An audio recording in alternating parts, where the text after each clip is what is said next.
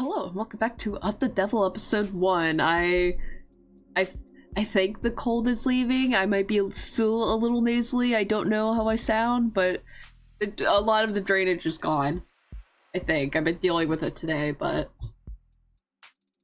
we'll still play this for a bit. If it gets too bad and I start fucking choking on it, we'll stop, but trying to keep it to where I play in like the segments. Just so I don't work my voice out too much, but yeah, I think what did we do last? We went to see the body, and what we got was very little because everyone seems to know very little about what the hell happened. So I think we're at Nobles now. I think that's where we're at. I don't remember. We're about to find out. Okay, we are at Noble, yeah. I've been here before. Sat right here in this lobby, waiting for David to come and treat me to lunch. At least I think it was this lobby. Could have been some other floor, could have been an entirely different building. All these corporate towers of Babel feel like interchangeable fractals to me, holding in on themselves in patterns of narcissistic paranoia. So monumental in the scale of their hubris, they needed to use non-Euclidean geometry when drawing up the blueprints. The greatest minds of each generation coming together, just to find the most expensive way to shove their heads up their asses. Adonai, is something bothering you? Just doing the math on how long we'll be kept waiting here. Apparently someone will be here shortly. But maybe if I pass the time by glaring around the place, it'll improve my mood.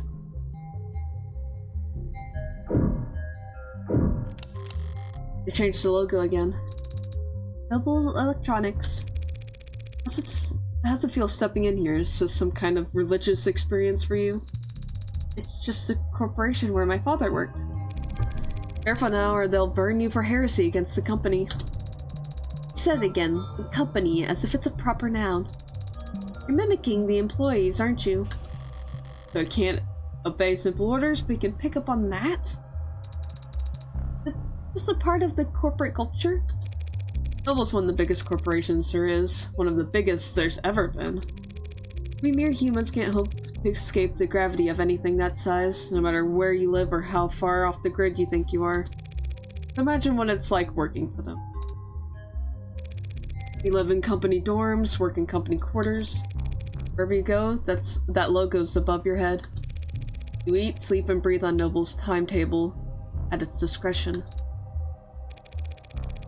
When you spend your whole life inside of it, Noble must feel big enough to be the only company there is.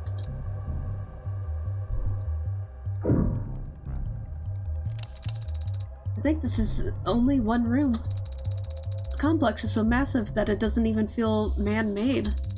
It's like it was carved out of the rock by waves, like it's always been here. That's the con. If this place was actually natural, there'd be birds everywhere. I hadn't considered that. Why aren't there birds in here? Probably because of what they do to the ones that get in. I'm kidding. So I don't have a better explanation. She's saying like they just trap them like everyone else here.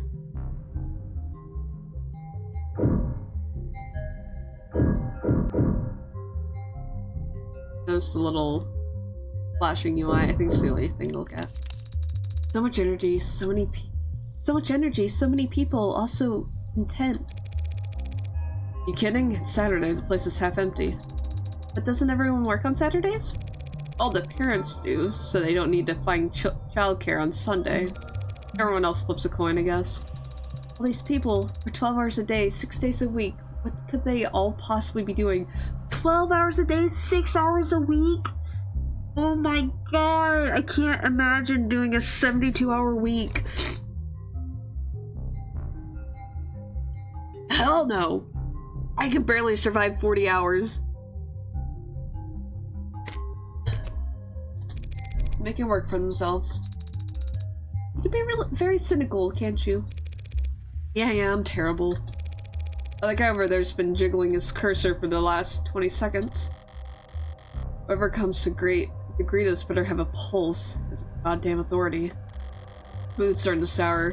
If they just send me the first link in their infinite chain of corporate bureaucracy, I'll make them wish. Working? That's me? Hey there, Android Manufacturing Quality Control Eastern Division. Evan Dawes. And Dawes, he says, like it's the afterthought. What a name compared to your place in the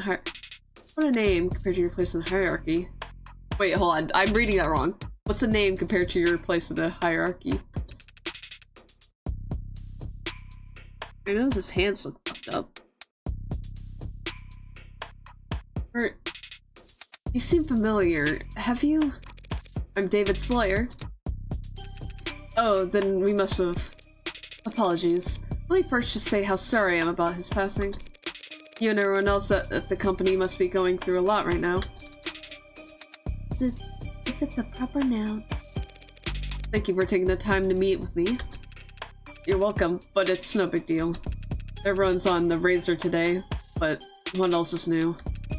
And compared to PR or legal right now, our workloads in QA are... Never mind, how can I assist you?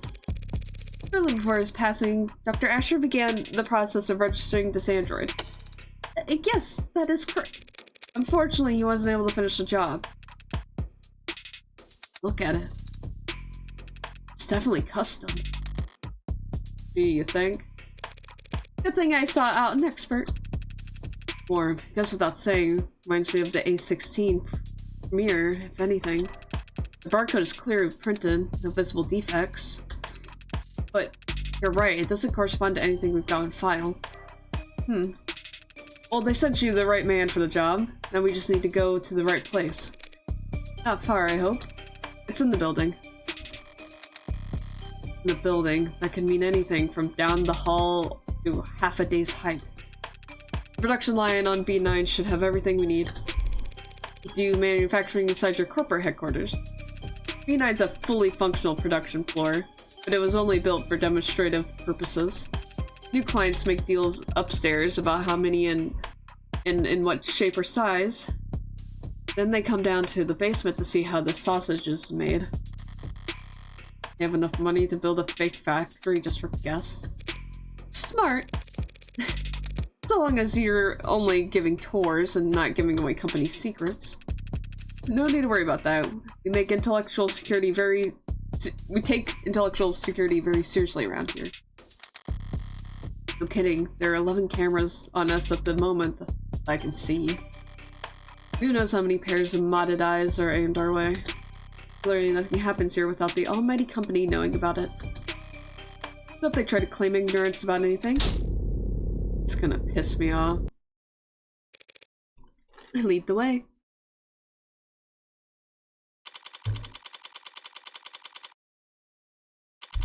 We're at Noble Electronic Northeastern Head. Basement floor 9. How many basement floors you got? Really is fully furnished down here.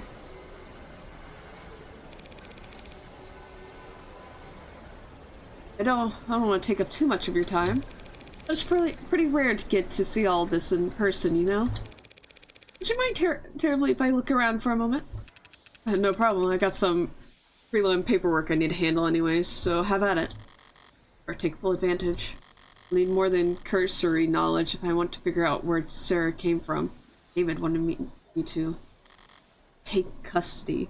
It's fucking like it's your kid. That's her new child. This is my kid. Fucking little bug-eyed freak. Look at her. She's such a bug. But look at me with them big ol' eyes. I'm gonna look around. You stay put in the meantime. A night? Wouldn't want to lose you among the rest of the merchandise.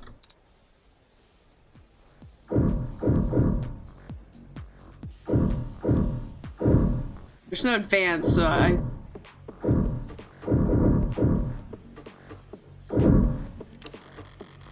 This needs to share some components with that coffin Sarah was napping in. It does quality assurance. Is it some kind of Android calibration device? Probably what he'll use to register Sarah. Looks a little... Is Sarah tall enough for it to recognize her? Feels like I've seen this before. That's right, there was one in David's lab. That's the nanograde elementary manufacturer for short. Real high quality piece of machinery, each of them built in-house by Randock Mechanics. What does it do? Nano level flash fab. I need to be looking at like my phone more. How many turns have I gotten? Too many. Oh, too many. Oh my god. A method of manufacturing artificial microscopic compounds that utilize parallel nesting to assemble billions of simple structures in minutes or even seconds. Oh, basically just it's just like nanotech, it seems. I like that anytime like a term pops up, it's like stored in your phone, so you have like it's like natural world building, basically. It's like they'll say, I love when they just kind of like say things like it's natural without having to explain it, and then you just personally can just look it up yourself. And it's a slang term meaning to shoot or kill, that or it's for the bloody spray. Oh, I noticed that's got like it's got like a search feature. Copper. Derogatory term for copper. We're an automated dependent. Derogatory word for automated dependence, particularly when licensed by or operating under the authority of the state. I want to see if is there anything that I went, Stage name of songwriter. Okay, yeah, like a pop musician or a K-pop star even. That'd be funny. Just Reyes is just a K-pop fan. David Asher's postgraduate thesis on intellectual programmatic linguistic weighing, a body of work which would come to be known as Turing solution, named for supposedly being the answer to all past, present, and future Turing tests. Well, we'll look at those if we really need to. Oh, I forgot that I have all these too! Evan Dawes. I feel like you're not just here for no reason. They don't just show a guy. August 1st. 29 centimeters. 28 kilograms. Occupation Chief Supervisor, Android Manufacturing Quality Control, likes hammocks, calligraphy, pale ale. Dislikes first dates, conference calls, 5 o'clock shadow. Proud of his practice handshake. Struggles with solving captchas. Why? Headed starting to gray. Unemployed paralegal. She's fucking heavy as fuck. Likes martial arts, carbonation, color, but what does that mean? Bro, look at my fucking Android! Just like static, blackouts, elevators, talents. I'm good at a lot of things. Skills. I'm not sure how skills differ from talents. I also like that 180-degree rule.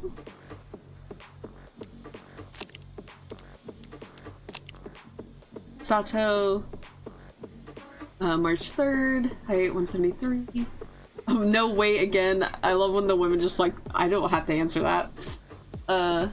Occupation, medical examiner, likes accessories, reality TV, palm readings, dislikes social media, dress codes, ebooks.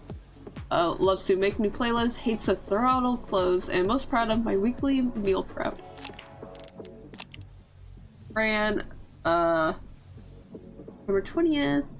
Occupation, student, hacker, but don't put that down, obviously. Likes haptics, synth music, cinnamon toast. Dislikes teachers, politicians, adults, cops, alarm clocks. One of these is not like the other. Values rarity, originality, history, vibes. Favorite subject, none. Worst subject, literature, social studies, athletics.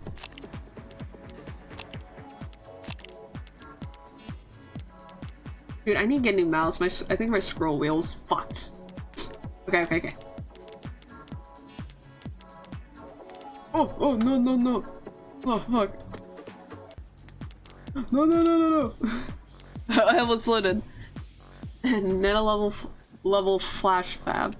Basically a 3D printer for nano machines, yeah. Build nano machines in your factories for use in your androids. The raw materials are cheap, literally elementary, so no sense in getting them shipped in.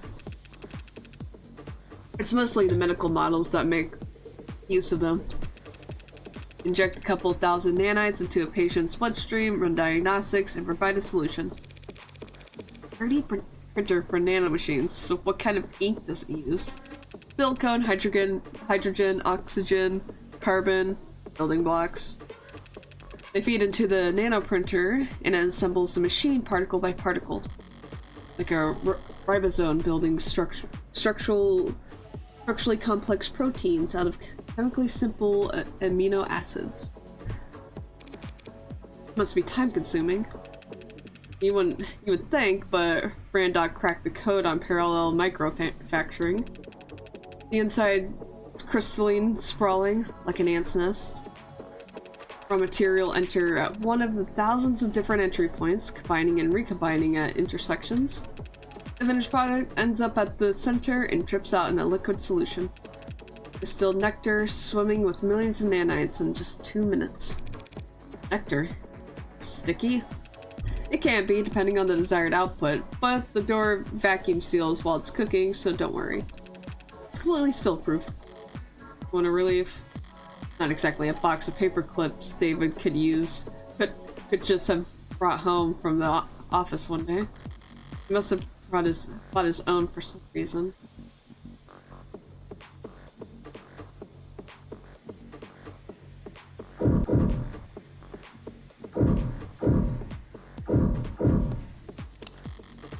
There's something out there that caught my eye when we came in. Very familiar shade of crimson. If I squint through the glass out on the floor, there are temperature-controlled fluid tanks. Through glass and plastic flows an eye-catching scarlet that transitions into... So you add the blood towards the end. You mean the oxidant? Yeah, relatively late in the process. Something out of place. Androids have blood, even if it's not officially labeled as such. If it isn't red, it's pink. Sometimes milky, sometimes neon, occasionally garish, but pink. I just didn't think the oxidant would be red. Oh right, sorry, I barely noticed it at this point. The color's natural, comes from the biomanufacturing process. The chromofuge out there removes the byproducts, the waste, the excess pigment, changing blood red to psychopop pink. Without that chromofuge, our android flesh would come out looking all the wrong colors. That may be true, it probably isn't, but it may be. I have a simpler explanation. Blood is primal, inside of it carries weight. They change the color of their product's blood so that when an android gets a bottle broken against its face, no one bats an eye. Yeah, that's a really good... Yeah.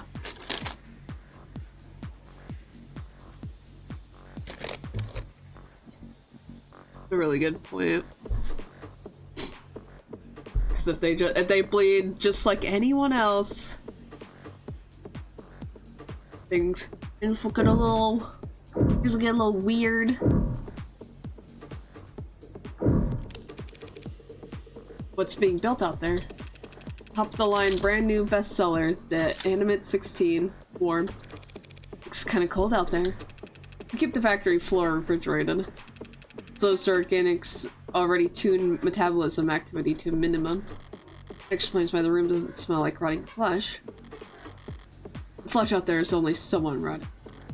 Slowly. I just meant I'm surprised to see metal.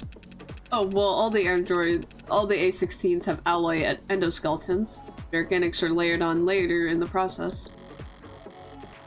Sounds like what Sarah told me about herself. Maybe she really was the A16's prototype. But it's hard to imagine bridging the gap between her and these scattered dull parts. Get the can grow just about anything from lax Gemini. How do you get the synthetic and organic to work together? Yeah, that was our first concern when R&D began work on the worm concept. The 1.0s were real skin with synthetic muscle. And it was a horror show. Metal pulling on skin was just... right. For 2.0, they worked backwards. Organic muscle, organic skin. The digital signals on organic hardware was a dead end. And the muscle flex when you pass an electric current through them? They'd flex and unflex, sure, but that's not nearly precise enough for facial expressions. Look like puppets strung up on live wires. Used the test footage to haze interns, actually. You must have figured something out. The A-16s wouldn't look out of place on the runway. Thank you, we try. We ended up reaching out to mod companies. Well, we actually just brought out a half dozen of them, but... we just bought out a half dozen of them, but... right. They figured out how to get human nervous systems moving mechanical limbs decades ago. So we just needed to get a mechanical nervous system to move living limbs. Very clumsy attempt to avoid using the word human. High process mods are slotted straight into the nervous system. They receive their input from neurotransmitters, not by electricity. So you had to do the opposite. Exactly, we created a synthetic neurotransmitter that our androids could use to communicate with organic flesh. Where did the breakthrough come from? Dr. Asher? Partly, he led the team that built the motor neurons in this analogy. He carried commands from the central nervous OS to individual muscles across the chassis. But the serotonin, the synthetic analog serotonin, that was actually an old brainchild from the VP of Android Futures. Yeah, Helen Jung. Jung. Hasn't David mentioned a Dr. Jung before? Sounds impressive. She's one hell of a biochemist. Or she was, I guess. Not much time for individual lab work when you get to her kind of pay grade. The Junks collaborated with David on the technology that enabled warm androids.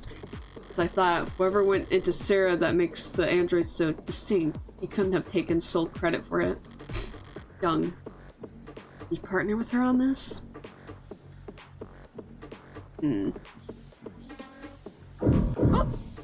Oh, sweet! Another article! What have we got on this data pad? Some kind of write-up? Okay, on the subject of civilians peak. Sullivans. Man, fuck. Much of our I keep wanting to say together, that is not the word that's on the screen. Much of our world today, and in fact much of our world's economy, is heavily influenced by the Uncanny Valley. The thought experiment provides a simple and easily applied explanation for the gaps we see in the otherwise wide spectrum of automated dependence that assists us in nearly every industry on the planet. There's a very simple, primal truth to it. We like things that resemble the living, take cartoons and puppets and toys. And we like things that are damn near indistinguishable from the living, like whatever name Noble's latest product are being sold under. There are deep, deep trenches between those two ends, where products are universally appalling to human sensibility. The Uncanny Valley will no doubt remain a useful tool for teaching, marketing, and design for generations to come. Already we're seeing ways in which it fails. It's becoming increasingly clear to us that the space between nearly indistinguishable and truly indistinguishable is much wider than we ever suspected. It may not be the only part of the map that we must fear. I propose we bridge these gaps in knowledge by looking to the speculative fiction of Robert J. Sullivan, who in his most well-known work, Equal Under One Sky, described the concept which thereafter has been called Sullivan's Peak. Through the lens of his characters and their so very divided world, Sullivan demonstrated that the Uncanny Valley does in fact have its own peak on the other side, a point past which making artificial existence any more human in its features serves only to make the user experience more uncomfortable, more difficult, and more fraught with moral pitfalls. Once you reach Sullivan's Peak, traveling any further only has diminishing returns. The implications of this idea are far-fetching. We will very soon reach a point at which the designers of ads can only make their creations less lifelike or less likable. A hard starting point for technological progress. So is it just, I think it's like talking about like the fear of androids just becoming too like human visually and everything, like that's like with like the blood. It just, yeah, I think that's what I'm gleaming from this. I think that's what I'm learning. Where's to find reading material like that around here? Are they passing it around as a gag, or are they actually afraid of Sullivan's Peak around here? Nibble must be.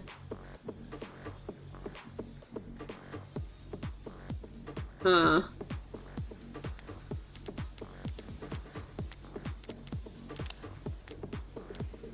Okay, wary of it or dismissive of it?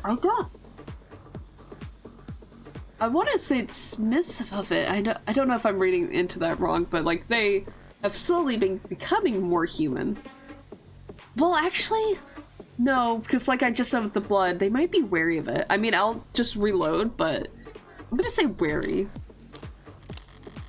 Peak does exist. They'll be coming on it fast now that androids are warm. Noble's entire product line. Yes. Noble's entire product line. Maybe the entire industry can go bottoms up if people start to think it's cruel. Yeah, because if they get too close to that point, yeah, things will start to get weird. That's why they have androids built the way they are. Once again, the pink blood. I think that's a pretty good example of trying to avoid going past that peak. If Sarah's any indication of where their androids are headed, I could see some people getting uncomfortable. Alright. Is that all we got in here? What? Oh, what's that? Inhaler left on the desk. Probably a half dozen empty ones in one of the drawers. Yeah, that's another inhaler. So, is there something wrong with the employees? Why are they having a hard time breathing? Maybe it's just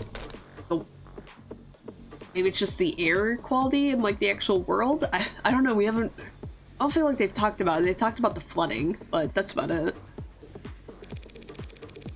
It's the inhalers. They're distributed by the company, correct? Oh yeah. Our HR handles it. They personalize your dosage and prescription and update it based on performance and job fulfillment reviews. Other corporations do it the same way. Yeah, pretty much. Everyone's trying to keep pace with each other, so you can't have your employees losing focus on the job. Cost you who knows how much and lost efficiency. Is it just a way to keep them going?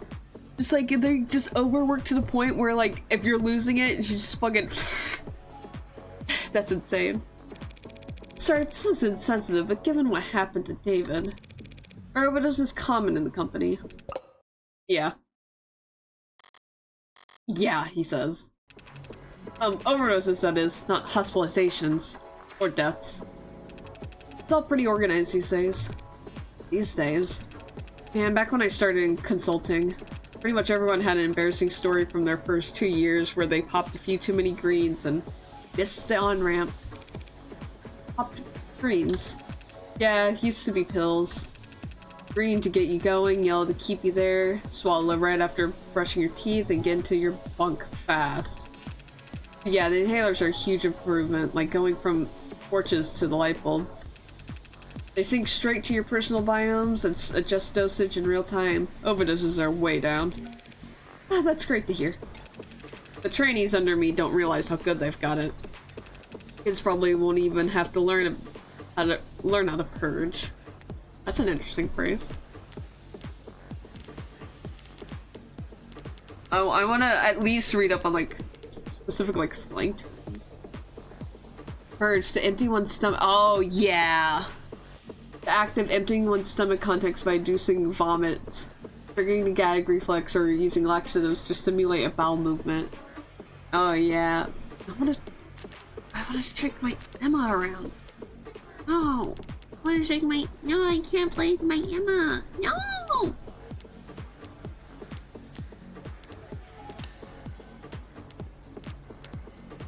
Emma!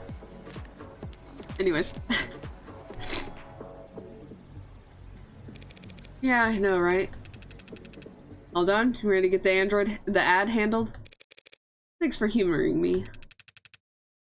Can you have it step in into the scanner? As he says. Understood. Right then, what are we looking at here?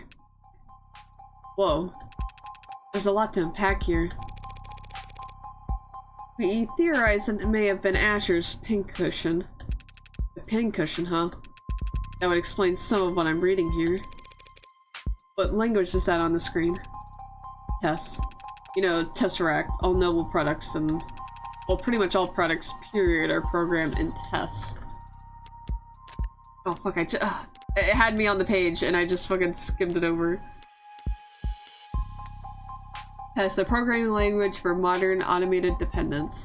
Tesseract 4.6, better known as Tess, is the latest version of the Tesseract programming language, built on the top of the dependent system and utilized on industries around the globe to code the software that allows androids, robots, holograms, and more to react to their environment intelligently and with intention.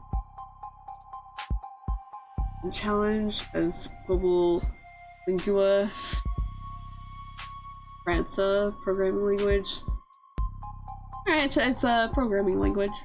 Get robots to androids to like react like a person would.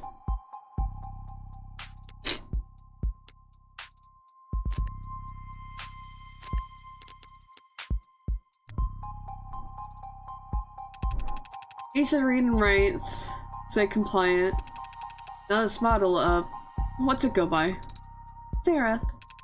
The Sarah model. Got everything the 16 line has, that's for sure. Organic skin, hybrid muscles, advanced facial processing and emoting. There's a lot crammed in here that's still in development. Like, in the idea phases.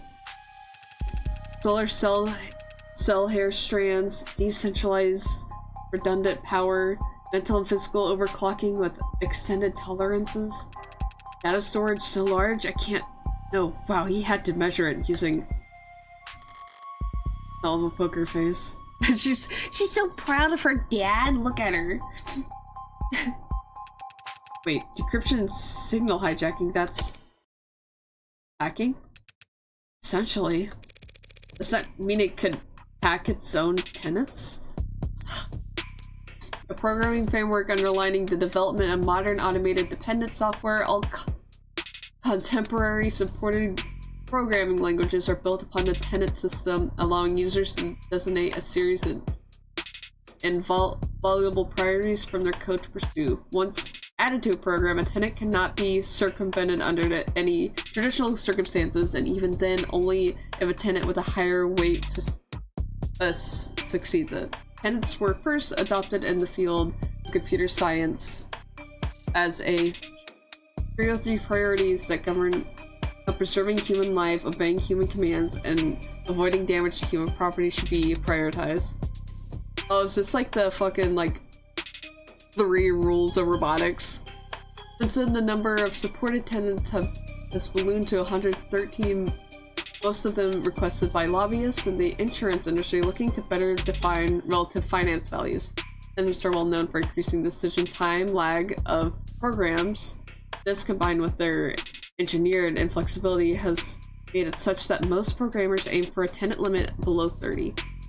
Originally, the one tenant that could not be removed from any program was TNT Safety 0, aka Tenant 0, Tenant 1. Said tenant dictated that the following program cannot produce outcomes that would result in harm to a living person. After decision reached in People versus All Stance Defense contractors and the resulting widespread adoption of automated dependence in the military and security sectors, this is no longer required. So Tenant 0 may still be added to particularly benign or mundane software as good luck charm, superstition, ritual, or joke.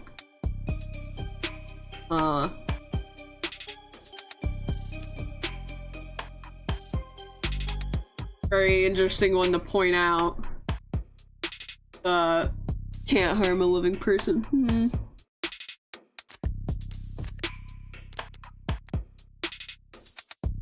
Does that mean it could hack its own tenants? Oh no, that's unmakeable, literally for an ad.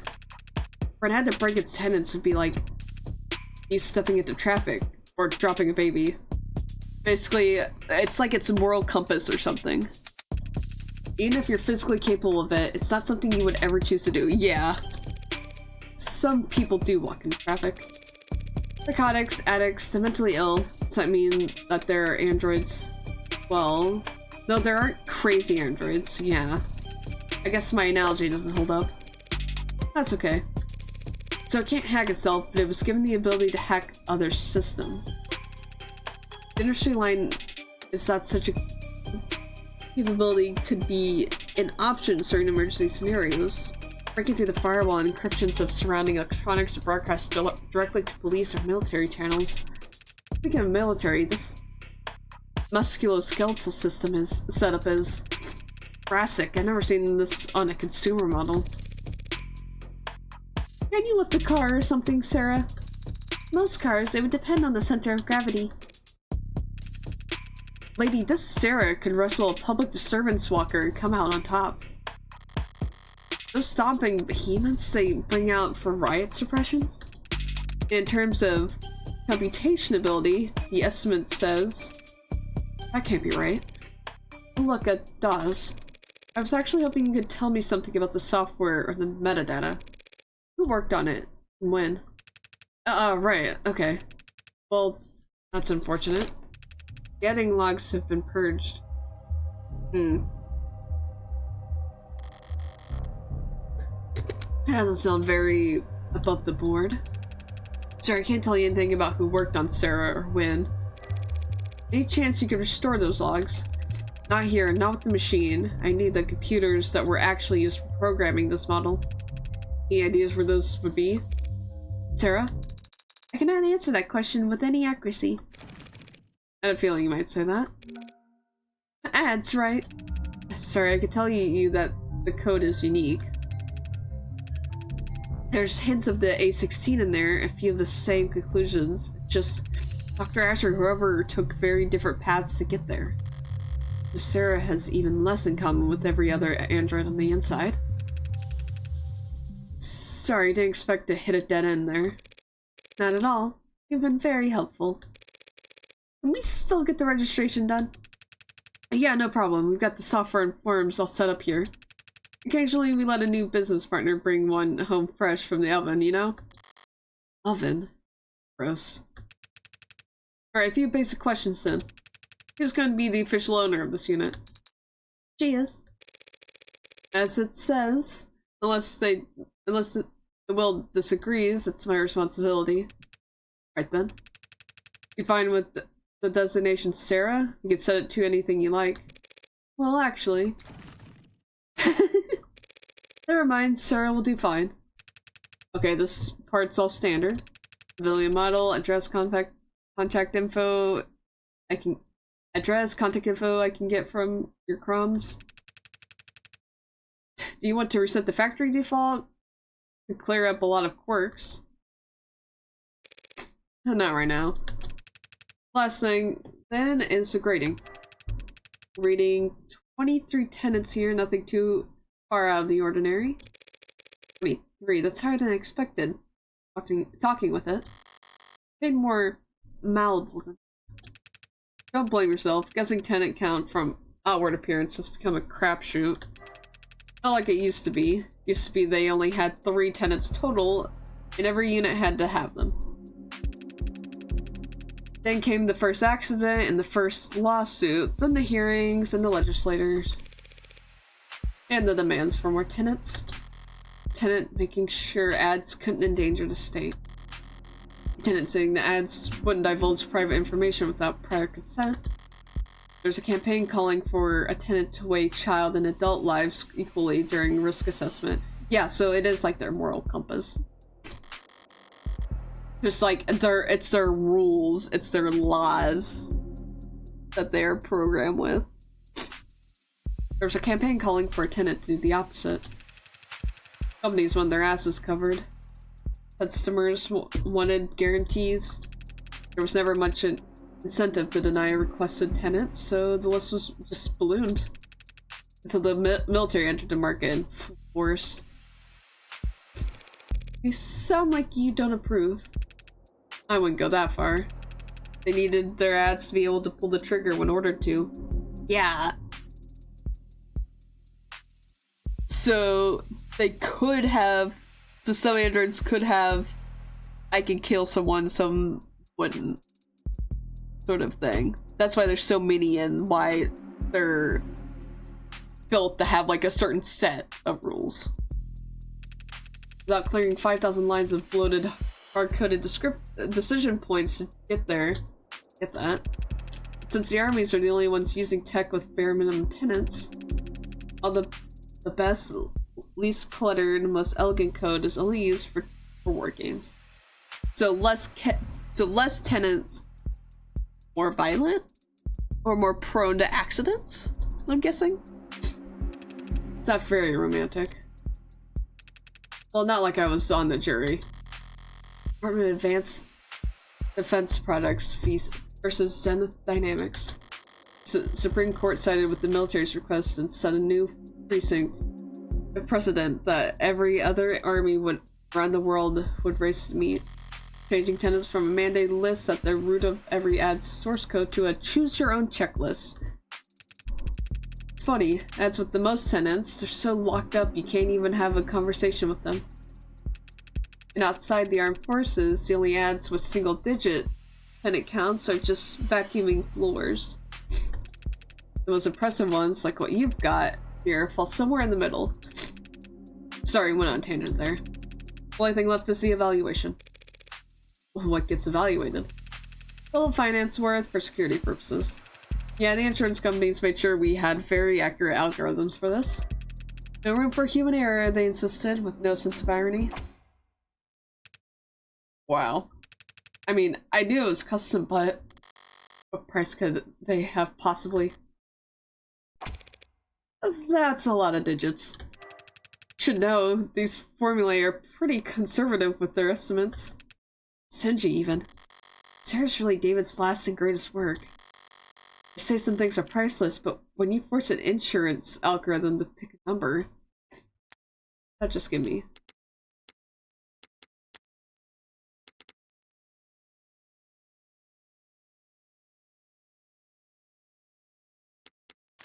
That on. Is that on her profile? I saw it pop up for a second.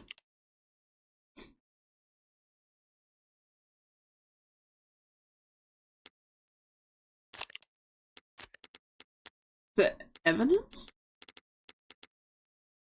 No. Wait, Sarah's validation.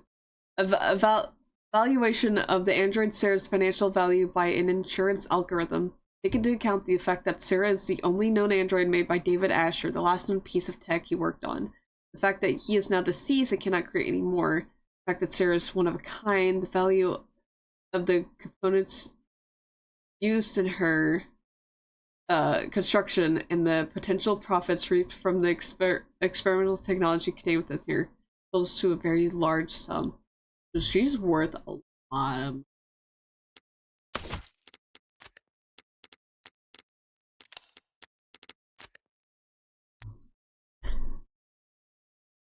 Okay. Trying to get any scratches on it, I guess. Look differently back there. Hmm? With Dawes, you spoke like he did, it seemed. Like I copied his accent? You seemed to mirror his effect, his tone. It's called being friendly. What's your point?